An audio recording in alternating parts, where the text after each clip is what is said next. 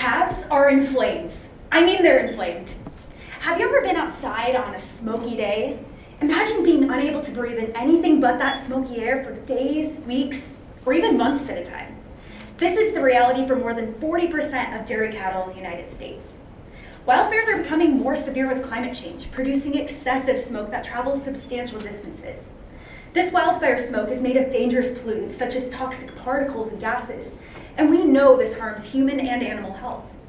Dairy cattle that inhale wildfire smoke experience changes in their metabolism, as well as an inflammatory response throughout their body, and this can affect both their health and their milk production.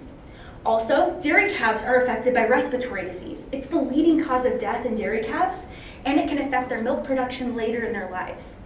However, nobody has studied the effects of wildfire smoke on the respiratory tract of cattle until now, because that was the goal of my study. To assess the effects of wildfire smoke on the calf lung, I followed female Holstein heifer calves over the course of a wildfire season. This allowed me to capture samples before, during, and after smoke exposure.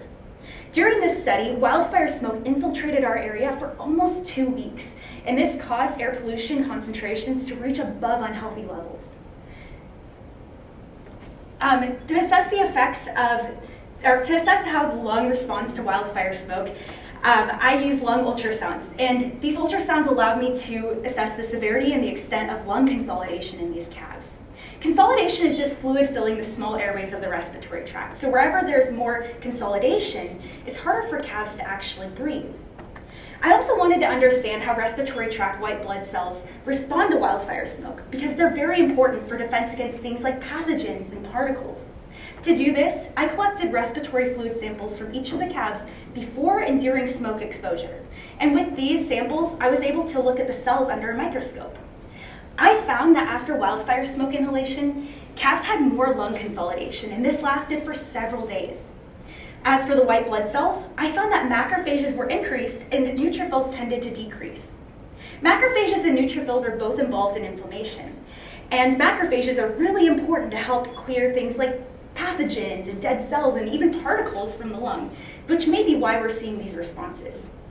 These results tell us that calves are likely more susceptible to lung inflammation and therefore respiratory problems when exposed to smoke.